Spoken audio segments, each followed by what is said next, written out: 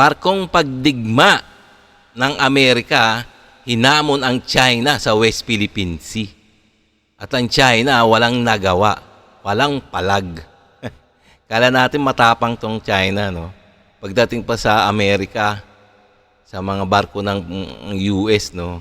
Parang bumabagang buntot nila. So, itong ating bibigyan ng reaction video, no? Komentaryo, suggestion, criticism. So, kung bago ka pa lang sa aking channel, guys, please, like and subscribe na lang muna sa ating YouTube channel bago tayo mag-umpisa. Okay? And also, please, paki-subscribe din kay John Reps. So, itong video na to sa kanya, to bibigyan lang natin reaction to. Kasi ito yung mga mainit na balita, no? Tungkol sa West Philippine Sea. Alam niyo naman, itong mga Chino, itong mga China, itong mga Chino, no? Halos angkinin ang ating mga teritoryo dyan sa West Philippine Sea. Kaya nakakabwisit lang talaga, no? Okay, so umpisahan na natin.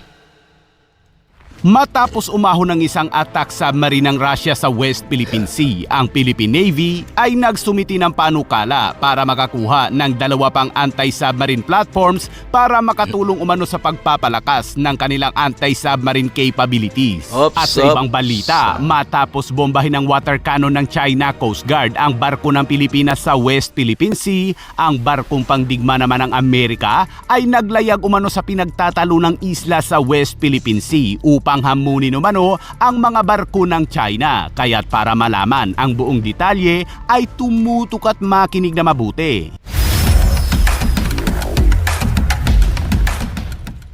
Ang Philippine Navy ay naisipan nitong dagdagan pa ang kanilang anti-submarine capability matapos nitong mamonitor ang isang attack submarine ng Russia sa West Philippine Sea. Sa isang press briefing sa Camp Aguinaldo. Teka, no? So, nalaman din ng ating Armed Forces of the Philippines na mayroong mga intruders sa ilalim ng dagat. Tulad ng nung nakarang araw, no, may dumaan na submarine attack ng Russia.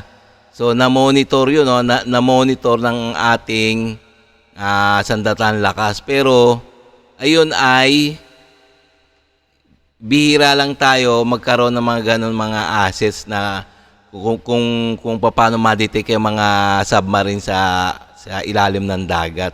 So, kaya nga naisipan nila ng ating Armed Forces of the Philippines na magdagdag pa ng mga anti-submarine platform. Okay yan, magandang balita yan. So, mas maganda yan, no? Kasi ang mga kalaban ngayon ay high-tech na. Dumadaan sila sa ilalim ng dagat. Sa Quezon City, sinabi ng tagapagsalita ng Philippine Coast Guard para sa West Philippine Sea na si Rear Admiral Roy Vincent Trinidad na nagsumiti umano sila ng panukala para sa 2 pang corvette o 2 pang frigate na may anti-submarine platform. Tinukoy ni Trinidad ang pangangailangan para sa mas modernong asset ng hukbong dagat ng Pilipinas sa gitna yan ng tumataas na banta sa seguridad. Anya, ito ay kinabibilangan ng mga corvette o iba pang mga barko na may kakayahan sa pakikipagdigma laban sa submarino. Sa kasalukuyan, sinabi ni Trinidad na ang Philippine Navy ay may 2 umanong missile frigates, ang BRP Jose Rizal at ang BRP Antonio Luna na parehong may kakayahan sa anti-submarine warfare. Yun. Dagdag pa nito, ayun lang pala, no, 2 piraso lang pala ang meron tayo, no, ang Armed Forces of the Philippines, no. Yung 2 barko na yun yung pwedeng makadetect ng submarine sa ilalim. So ibig sabihin kulang na kulang talaga. Kulang na kulang 2 lang. Napakalaki ng dagat ng Pilipinas, no. Ewan ko ba bakit ganyan sila, no? Dapat yung sa tagal ng may mga namumuno sa Pilipinas, hindi malamang magdagdag sila. Hindi sila nakapokus sa sa kanilang sa Armed Forces of the Philippines magdagdag na mga assets. No? Taka rin ako, no? Kayo rin, pwede rin kayo mag-comments diyan, mga guys, Dalawa umanong guided missile corvette kasama ang 6 na offshore patrol vessels ay kasalukuyang ginagawa ng HD Hyundai Heavy Industry sa South Korea, habang ang dalawang karagdagang landing docks naman ay ginagawa ng Indonesian shipyard na PTPAL. Sinabi rin ni Trinidad na ang Pilipinas sa ngayon ay may tamang underwater warfare capability o kakayahan upang subaybayan umano ang mga banta sa ilalim ng tubig, lalo na ang mga submarine. At sa ibang balita naman mga kabayan, rumesbak ang barkong pangdigma ng Amerika matapos bombahin ng water cannon ng China Coast Guard ang barko ng Pilipinas sa West Philippine Sea. Inanunsyo ng US Navy na ang kanilang barkong pangdigma na USS Preble na isang destroyer ay naglayag sa Spratly Island kahapon upang hamunin umano ang mga barko ng China sa lugar. Ayun ayun pala yun.